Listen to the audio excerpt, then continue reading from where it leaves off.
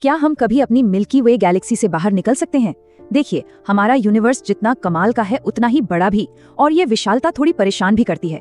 हमें पता है कि बाहर अनगिनत दुनियाएं हो सकती हैं, लेकिन उन तक पहुंचना लगभग नामुमकिन सा लगता है। पर क्या हो अगर कोई शॉर्टकट हो, कोई ऐसा सीक्रेट रास्ता जो हमें पलक झपकते ही यूनिवर्स में कहीं भी पहुंचा दे? चलिए आज इसी कमाल की संभावना को समझते हैं। जरा इस नंबर पर गौर कीजिए, 94.5 अरब साल। अगर हम अपने आज के सबसे तेज स्पेसक्राफ्ट से अपनी सबसे करीबी बड़ी गैलेक्सी एंड्रोमेडा तक जाना चाहें तो हमें इतना ही वक्त लगेगा। ये इतना ज्यादा टाइम है कि जब से हमारा यूनिवर्स बना है तब से लेकर आज तक ये सफर कई बार पूरा हो जाता। तो इसका मतलब क्या है? क्या हम हमेशा हमेशा के लिए अपनी ही गैलेक्सी में कैद होकर रह गए हैं? क्या तारों के पार जाने का सपना सच में सिर्फ एक सपना ही है? यही वो सवाल है जो हमें कुछ बहुत ही दिलचस्प और नए आइडियाज की तरफ ले जाता है। तो आगे बढ़ने से पहले आइए एक बार इस सफर की विशालता को ठीक से महसूस करते हैं, क्योंकि जब हम प्रॉब्लम को समझ लेंगे तभी तो किसी शॉर्टकट की असली कीमत का अंदाजा लगा पाएंगे। सोचिए, अगर हम किसी तरह लाइट की स्पीड से भी ट्रैवल कर पाएं, जो कि फिजिक्स की अल्टीमेट स्पीड लिमिट है, तब भी एंड्रोमेडा गैलेक्सी पहुंचने में हमें 25 लाख साल लग जाएंगे। मतलब किसी इंसान की जिंदगी में तो ये सफर कभी पूरा हो ही नहीं सकता। और बस यहीं पर एंट्री होती है वॉर्म होल्स की। आपने शायद इन्हें 2014 की फिल्म इंटरस्टेलर जैसी साइंस फिक्शन कहानियों में देखा होगा, जहां वो यूनिवर्स के एक कोने से दूसरे कोने तक पहुंचने का एक इंस्टेंट रास्ता बन जाते हैं। पर बात यह है कि ये सिर्फ कोरी कल्पना नहीं है। तो आखिर ये वॉर्म होल है क्या भला? देखिए, थ्योरी के हिसाब से ये स्पेस टाइम के फैब्रिक में एक सुरंग जैसी चीज है, एक ऐसा शॉर्टकट जो यूनिवर्स की लंबी लंबी दूरियों को मिनटों में तय करवा सकता है। ये स्पेस में दो बहुत दूर के पॉइंट्स को जोड़कर बीच की सारी दूरी को समझे खत्म ही कर देता है। चलिए इसे एक बहुत ही सिंपल तरीके से समझते हैं। मान लीजिए ये स्लाइड एक कागज का टुकड़ा है और हमें पॉइंट ए से पॉइंट बी तक जाना है। अब सीधा रास्ता तो बहुत लंबा है, लेकिन अगर हम इस कागज को मोड़ दें ताकि ए और बी एक दूसरे के ठीक ऊपर आ जाएं और फिर एक छेद कर दें, तो रास्ता कितना छोटा हो गया। बस यही है शॉर्टकट। अब ये जो सिंपल सा उदाहरण है ना, ये एक बहुत गहरी बात समझाता है। जैसे हमारा 2D कागज 3D स्पेस में मुड़ गया, ठीक वैसे ही एक वॉर्म होल हमारे 3D स्पेस को एक चौथी अनजान डायमेंशन के जरिए मोड़ सकता है और एक ऐसा शॉर्टकट बना सकता है जिसकी हम कल्पना भी नहीं कर सकते। ये सब सुनने में किसी साइंस फिक्शन मूवी जैसा लगता है ना? लेकिन वॉर्म होल्स का आइडिया किसी राइटर के दिमाग की उपज नहीं है, बल्कि ये 20वीं सदी के सबसे महान साइंटिस्ट एल्बर्ट आइंस्टाइन के काम से निकला है। पता है, वॉर्म होल्स और ब्लैक होल्स दोनों का जन्म एक ही जगह से हुआ है, एल्बर्ट आइंस्टाइन की 1915 की जनरल रिलेटिविटी की फील्ड इक्वेशंस। जी हाँ, वही इक्वेशंस जो हमें बताती है कि ग्रेविटी आखिर काम कैसे करती है। अब सवाल ये है कि एक ही इक्वेशन के दो जवाब कैसे हो सकते हैं? जरा स्कूल के दिन याद कीजिए, मैथ्स की एक सिंपल सी इक्वेशन के भी तो कभी-कभी दो सोल्यूशन निकलते थे। आइंस्टाइन की इक्वेशंस तो उससे कहीं ज्यादा कॉम्प्लेक्स हैं।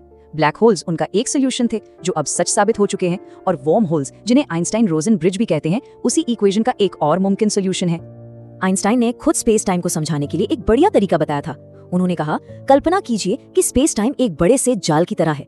जब आप उस पर कोई भारी चीज रखते हैं तो वजन से वो नीचे की ओर झुक जाता है। हमारे ग्रह और तारे भी स्पेस टाइम के इस जाल को बिल्कुल ऐसे ही मोड़ते हैं, और इसी झुकाव को हम ग्रेविटी कहते हैं।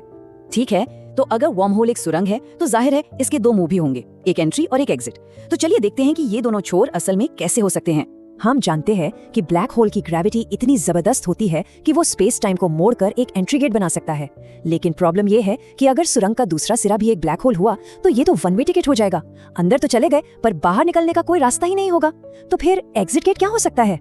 और यहीं पर कहानी में एक नया कैरेक्टर आता है, व्हाइट होल्स।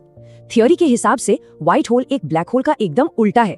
जहां ब्लैक होल हर चीज को अपनी तरफ खींचता है, वहीं व्हाइट होल हर चीज को अपने से दूर बाहर की तरफ फेंकता है। मतलब एक परफेक्ट एंट्री गेट और एक परफेक्ट एग्जिट गेट। लेकिन व्हाइट होल्स को लेकर साइंटिस्ट्स के बीच एक बहुत बड़ी बहस छिड़ी हुई है। हाँ, आइंस्टाइन की इक्वेशंस के हिसाब से ये मुमकिन है। कुछ थ्योरीज कहती हैं कि जब एक ब्लैक होल मरता है तो वो व्हाइट होल बन जाता है। पर कई साइंटिस्ट्स ये भी कहते हैं कि व्हाइट होल्स तो थर्मोडायनामिक्स के दूसरे नियम को तोड़ते हैं, जो कि नेचर का एक बहुत ही बेसिक रूल है। और सबसे बड़ी बात, आज तक किसी ने भी असल में कोई व्हाइट होल देखा नहीं है। तो अब सवाल ये है कि हम आज कहाँ खड़े हैं? क्या वॉर्म होल सिर्फ मैथ्स की किताबों में मौजूद एक खूबसूरत आइडिया है, या फिर ये कभी हकीकत भी बन सकते हैं? चलिए देखते हैं कि हमारा इतिहास और हाल की खोजें क्या इशारा करती हैं।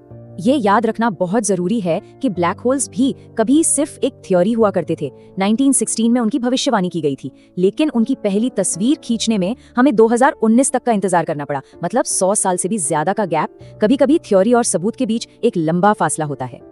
और अब एक बहुत ही कमाल की बात, 2015 में साइंटिस्ट्स ने एक लैब के अंदर एक मैग्नेटिक वर्म होल बनाने में कामयाबी हासिल की। नहीं, ये ट्रैवल के लिए नहीं था, लेकिन इसने एक मैग्नेटिक फील्ड को एक जगह से दूसरी जगह एक अदृश्य रास्ते से टनल कर दिया, बिल्कुल एक वर्म होल की तरह।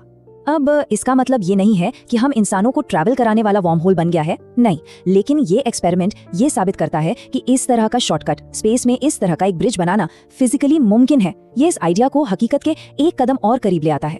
तो आखिर में बस यही सवाल रह जाता है, अगर ब्लैक होल्स जो कभी सिर्फ कागज पर मौजूद गणित थे आज एक असलियत हैं, तो आइंस्टाइन की उन्हीं इक्वेशंस में और कौन कौन से गहरे राज छुपे हुए हैं।